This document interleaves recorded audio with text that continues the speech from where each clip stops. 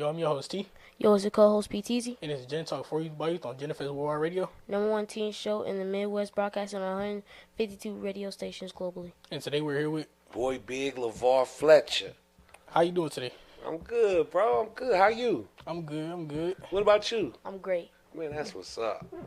All right, let's get into it. If you had a superpower in the studio, like freezing time and getting perfect takes, or teleporting to stay to any beat, what would you choose and why? Okay, hold on now. If I had a superpower, Yeah. as in freezing time, Yeah. and what's the other choices? Teleporting to any beat. Teleporting to any beat? Yeah. Okay. I think I would freeze time because it costs a lot to record, and I take a long time. So I'd want to freeze some time to get some stuff done, and then be like, unfreeze it, and we can keep going, so they wouldn't charge me as much, because they be trying to hit you in the mouth for that money when you go record. So I definitely freeze the time and manipulate that time situation. Gotta make sure it's perfect. Got to make sure it's perfect in my pockets, man. We thinking about this money. You feel me? Good question. Where were you born, and what was it like growing up in that environment? I was born in Denver, Colorado. Don't nobody hate me. I'm Kansas City all the way through and through. But I was born in Denver, Colorado, and I moved to Kansas City when I was 1. And I grew up on 5th and Garfield in Kansas City, Kansas. I went to Benjamin Banneker Elementary School, and it was the ghetto in the 80s. So it wasn't as treacherous as the ghetto is now, as the hood is now, but it was still the hood in the 80s, and it was still like that, for that time. So I grew up right here in Wyandotte, Kansas, man. Yep, and it was a good childhood. It was a good childhood. My mom and my dad and everybody was around, and yeah, it was a great childhood. I got 2 little sisters. You know what I mean? We grew up. Yep. Tell us about your family, your parents, siblings, and any influence uncles or grandparents in your life. Well, my mom and my dad, they just good people. They raised me right, They raised me with respect. They raised me believing that you go against them, you could have a short life, because it says in the Bible that you go against your parents, you disrespect your parents, your life is cut short.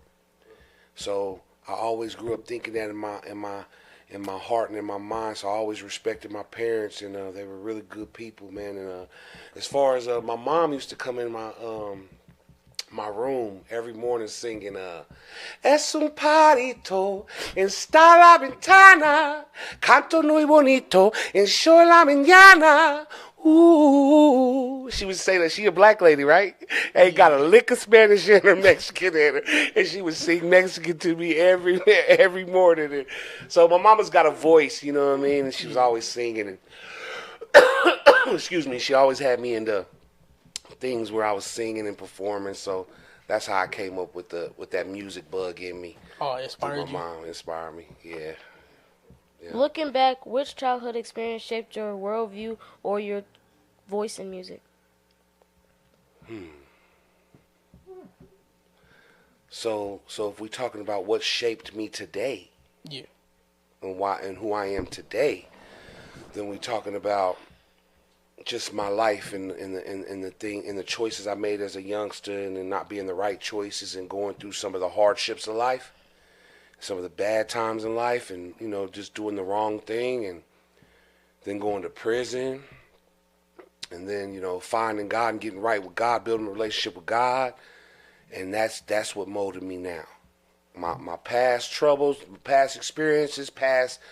I got a lot of friends that are no longer here. They got murdered due to violence. They got murdered due to negligence and overdosing on drugs, and so all that plus me getting into trouble and me giving my life to God shaped who I am today. It helped you realize. It helped me realize, and it's what you get now. All the music that we were talking about today, Fig and Big and all that, the new album, you get that type of music from that life, Yeah. You brought up being incarcerated. How did that impact your music journey? Man, it impacted me. It was tremendous. It was a tremendous impact in my life. First of all, I'm Boy Big at the time, MFR, Major Factor Records, Right Hand Man, the Rich the Factor, all the music, and in the streets real tough. So when I got there, I met a lot of people that told me that I raised them. So I was there with 5 years. I had to do 5 years in the federal system. I'm 35, right, in the feds, sitting next to a guy who's 22, right? Yeah. And he tells me, I got 5 years. He's got 20 years, right? And he's telling me I raised him from my music. He listened to me since he was a kid, his parents, and now I'm sitting next to him, and he's got 20 years, and he's 22, and I got 5 years, and I'm 35. So seeing that young man and his journey, what he had 20 more years, a long time to do it, really impacted me. Like I've been doing the music that I've been doing is not edifying anybody. It ain't building nobody up. And you sitting here and you in awe. I raised you, but you're here. And I'm finna go home in a couple of years and you got 20 more years to do.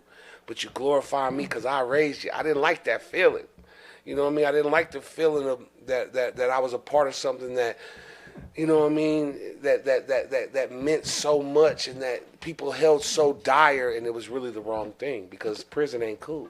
Yeah, you thought give a different message. Yeah, I needed to give something different. I actually told myself and I told God that I owe you, because I was in the game for 15, 16, 17 years, 18 years before I went to prison. So I was telling myself, okay, so when I get out, I got a lot of get back. I'm gonna get it back in love. I ain't gonna get it back in blood though. You know what I mean? I'm gonna get that time back in love and put out a different message to see if I can kind of offset what I've already been doing. It make people think a different way. Yeah, because before I'm glorifying drugs, before I'm glorifying disrespected women, before I'm calling people suckers who have jobs, before I'm that guy, right? Yeah. And that wasn't the right guy to be. So prison really showed me that route wasn't the right route for me.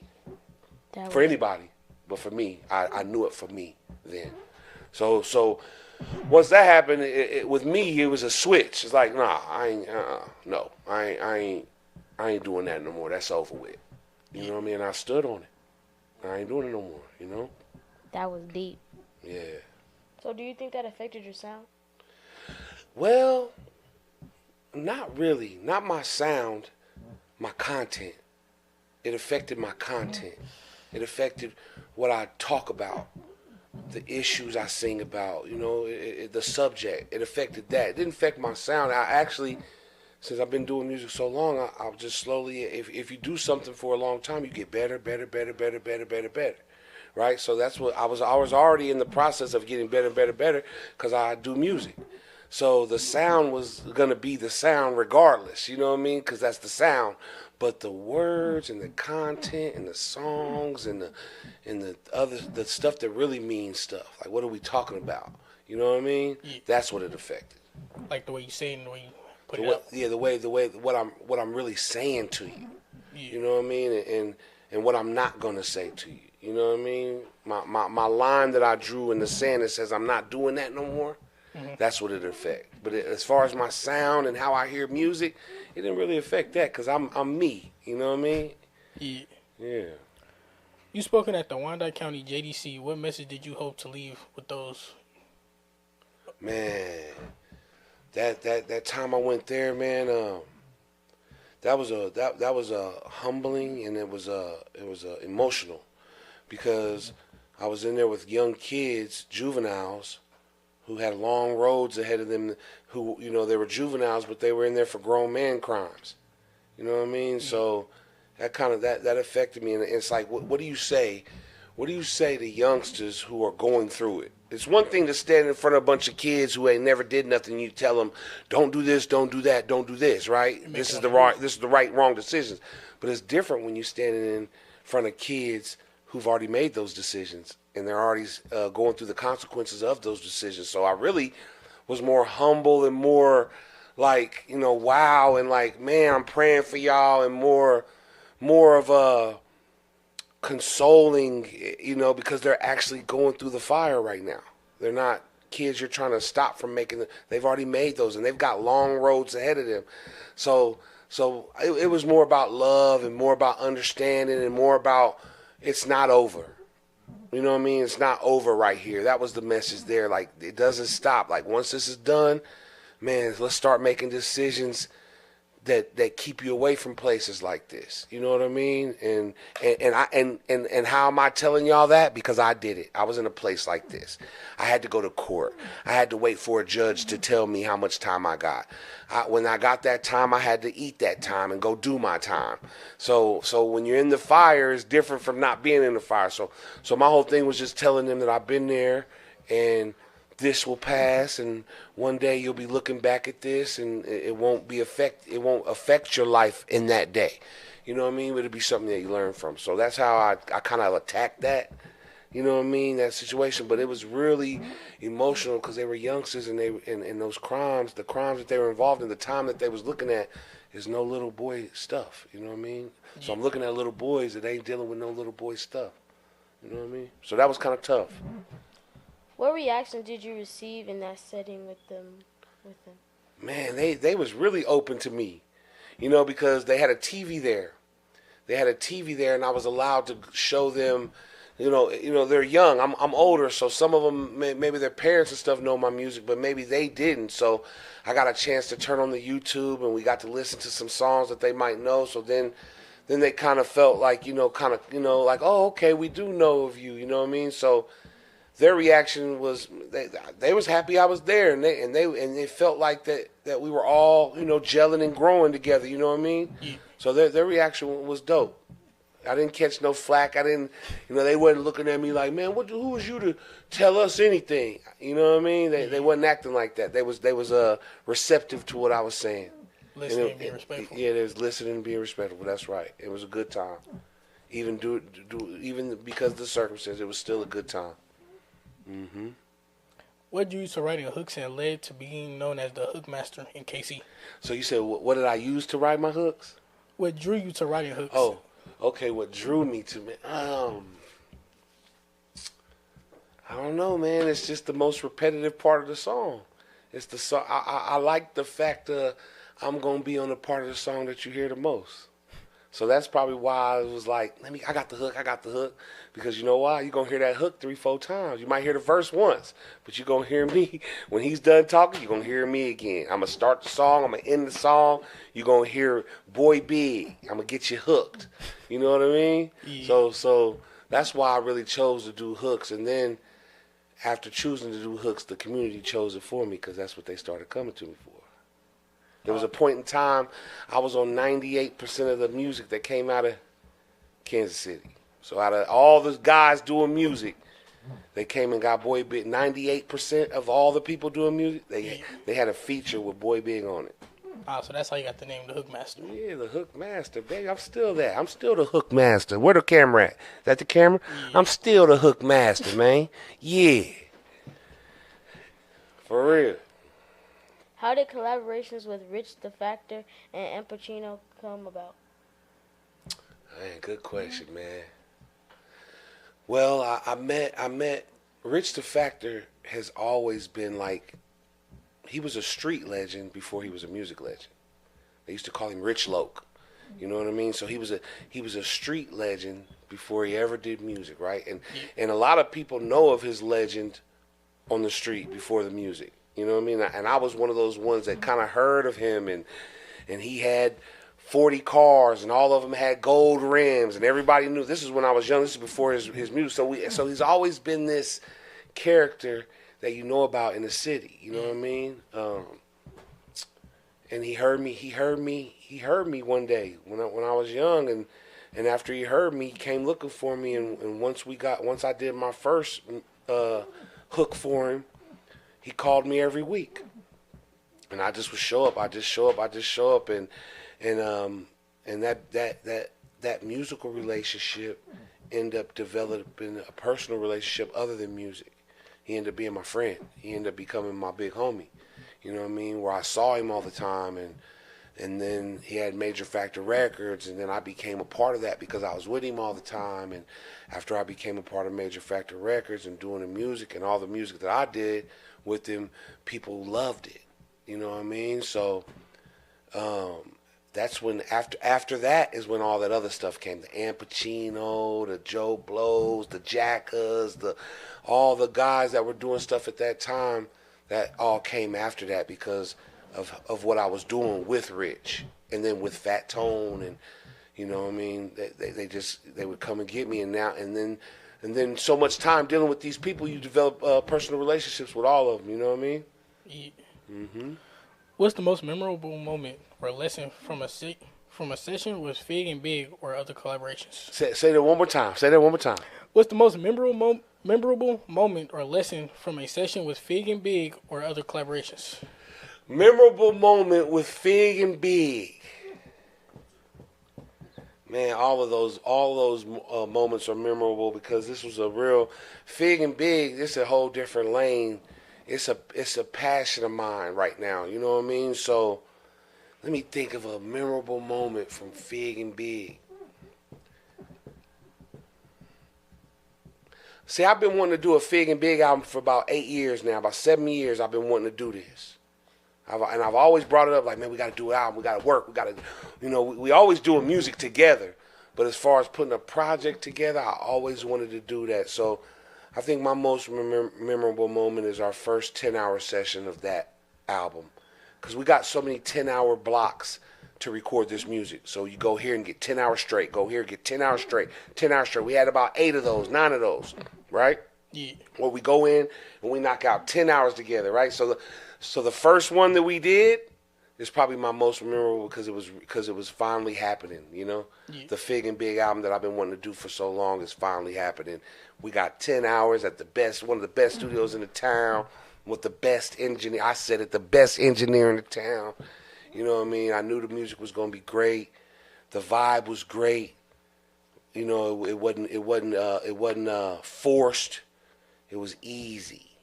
So that's probably my best memorable moment is that very first 10-hour session where it was just bop, bop, bop, bop, bop, hook, verse, hook, you know what I mean? Yeah. We got a lot of music done on that first session. So that was probably my most memorable one. Is there a difference between how you recorded then and now? Well, thing different about me is I don't write. So, and I haven't wrote down anything as far as, how some people write in their phone or they write it on paper. Mm-hmm. I haven't wrote down anything in like 20 years. So it just came to you. So it comes in my brain and I just put it together in the booth. And the difference, so I did that before when I was in that world, and I do it the same now. The difference is me, right? Yeah. So the difference is when I'm sitting back in the day when I was sitting in the booth, I was speaking my life at that time. So my life at that time was the music that you were getting at that time. I changed my life, and it's still me, but I really changed my life. I'm not just sitting here telling y'all that because it sounds good to say. I really changed my life, so it's naturally me that changed. So the change is what comes out. You feel me? Yeah. So the only change, for real, is what comes out. You know what I mean? Before I'm gonna just keep it real. Before, pimping and hoeing and drugs and selling this and got my gun and we gonna whoop, whoop, whoop and all that, right? Because that was naturally what I was living. Yeah. Now it's live better, be better, do better. You know what I mean? Yeah. Honor God. You know what I mean? Because that's who I am now. So that's the difference. Oh, so you just grew. I just grew. That's it. That's it. Is there a recurring theme or message you aim to the community through your work? Yeah, there is, and that recurring message is change. Change is my message.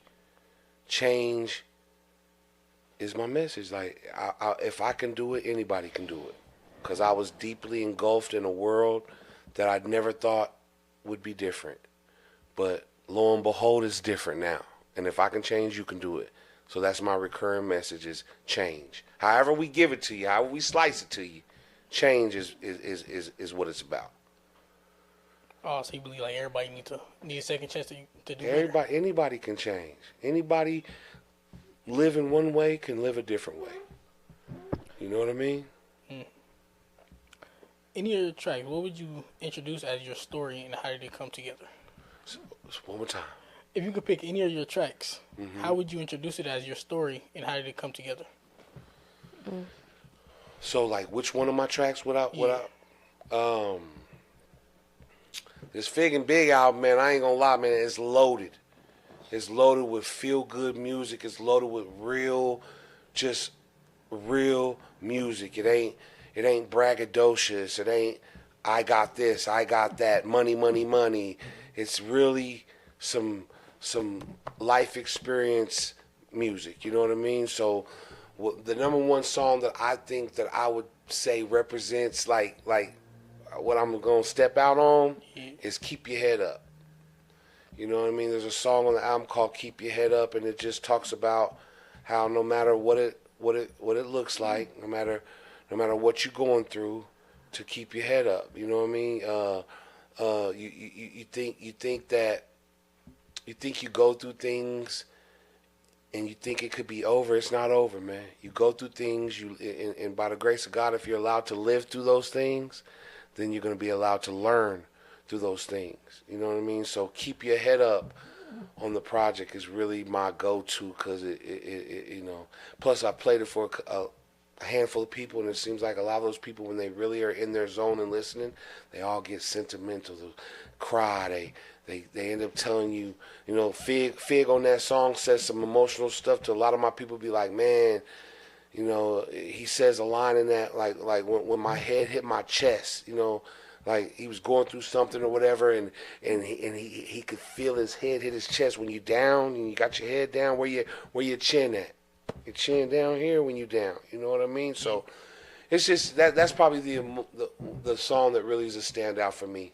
Keep Your Head Up. Hearing that from people, like, how did that make you feel though?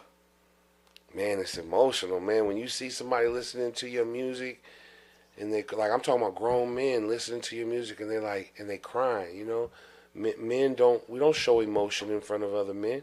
We don't cry in front of other men. So when somebody reaches that point and they're vulnerable enough to show you, all you can do is sit back and just be quiet for real and just let them go through whatever they're going through and listen to whatever it is they say. So, but it feels good to be able to create music to invoke emotion like that out of men. That's deep. Yeah. What stands out most about working with Father Figure in the middle of the Map Collective? Father Figure is a beast. You know what I mean? Straight up, like before we did this album, the reason why I wanted to do an album with him so bad is because of how dope of an artist he is. You know, he's not just a human, he's a dope human, he's a good friend and all that. But what I'm saying, his music, I got a lot of dope friends. I got a lot of great friends and I love them. But I do not want to do music with them because they are not at that level that I want to do music with them. And I say that straight up. I love them, but I ain't craving to do, you know what I mean? Yeah. But Father Figure, he make you, you know, he got that music that make you want to be a part of it, make you want to contribute to it. You know what I mean? So working with Fig, like that's like his artistry. It's like he's my favorite rapper. You know what I mean? Like he's my favorite rapper that raps. Even if I didn't know him and I listened to his bars and verses, he would be the type of rap that I listen to because he represents growth and change and a different mindset, and that's what I'm about. So it lines up with who I am. Did I answer that for you? Great. Right on. How has the Kansas City music scene shaped who you are as an artist? The Kansas City music scene is wicked, for real. You know, to be honest. Kansas City music scene, and I say wicked in this way. They're not going to like you out here if they can't see you doing what you're talking about. If you're a guy who says all these things, but when they see you, you're not that, you're not going to sell a record. You're not going to get a stream. You're going to get the four streams you've been getting from your 4 uncles that love you. You feel me? Yeah. But when they see it add up to what you're saying, then that's when they want to support you. So that put me in a lane back when I was a youngster. Okay, I said this, I got to do this. You know what I mean? I gotta be this. I gotta be this, which is terrible. Cause now I'm living up to what I'm saying, and I ain't talking about nothing. You know what I mean? I ain't talking about nothing that brings growth, positivity, lasting. I'm speaking death and decay. So I gotta walk around here and be death. I gotta walk around here and be death and decay, and the breakdown of my people and all people. You know what I mean? So I probably sideswiped the question because you know what I mean. But so what was the question? Who said what was the last question? Make sure I'm. How was the Kansas City music scene shaped who you are as an artist? So if the only way you can be popular or get your music going is to live what you're talking about, that's how it shaped me. I had to live what I was talking about. You feel me? So now it shaped me like this. I'm talking something different now. I gotta live what I'm talking about now. If I tell you this on the record, I gotta be that. You know what I mean? So that's how much it's shaped me. It got me in trouble in the first because I had to live up to what I was saying. All that bull crap I was saying. If I wanted to be popular, if I wanted you to buy my record, before I could say Lamborghini Does 24s and TVs. Because I had a song with Messy Marv called Lamborghini Does 24s and TVs. Before I could make that song, I had to pull up on you with Lamborghini Does, throw my doors up, and you had to see the 24s and the TVs. I couldn't make that record without you doing that. So that's how it shaped me. You know what I mean? That's how I was able to sell records. That's how when my album came out, I could go to Jan Fishman at 7th Heaven and selling hundreds and hundreds of copies because I was actually doing what I was talking about. So that's how it shaped me. You know what I mean? No studio gangsters, none of that faking. It's got to be 100 authentic, real, or we don't believe you and we're not supporting you. So that's how it shaped me. So that's the same way here. You know, I changed my life. I'm doing something different. They see my life actually shows that I'm doing something different, and my music does. So it's the same thing. Yeah. You got to be who you are. You got to be who you are in your music, or we don't believe you. Like, don't put up a front. Yeah, don't put up no front. You shot 7 brothers this weekend. No, you ain't never did nothing. You won't even look a brother in the eye and talk to him directly, let alone shoot somebody. We don't believe you. We're not buying your records. You know what I mean? So that's how it shaped me, because you got to be who you say you are. Any dream collaborators on your list, legends or next gen, who inspired you? Any dream collaborators, like what? Who I maybe want to work with? Mm-hmm. Any dream collaborators on your list, legends or next gen, who inspired you? I gotta really think, because I ain't gonna lie, man. I do not listen to music. I don't. It's crazy. I only listen to us. So, and that, I don't know if that's good or bad. That's just me. You know what I mean? I don't really listen to other people's music because I'm a creator, you know? But, I guess, let me see. You know who I like? Try me. What do you say? Try Jesus. Don't try me, cause I throw hands. Hey, now that's an artist. What's his name, bro? Toby Ingwa, whatever his name is. Now he hard. I would love to do a song with him. So that's one. I probably butchered his last name, but his first name is Toby. That's the only one? You ain't got no more? I don't think so, man. I done did stuff, man. All my friends is legends, man. You know what I mean? So you already did it. So I done did a lot. You know what I mean? So as far as on my list right now, not really. Not really. Maybe Toby, though. That's our time today with LeVar Fletcher. We appreciate it and thank you for sharing with us. Before we go, LeVar Fletcher, can you share once again, please share your socials where listeners can connect with you? Okay, everything with me is LeVar Fletcher. I'm LeVar Fletcher on Facebook. I'm LeVar Fletcher on everything, on Insta, on TikTok. LeVar Fletcher, 2025. LeVar Fletcher 2025. LeVar Fletcher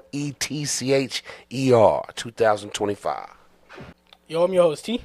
I'm your co-host, PTZ. And this is JegnaTalk for youth by youth on JegnaFest Worldwide Radio. The #1 teen show in the Midwest, broadcast on 152 radio stations globally. We out here. Link on the beat.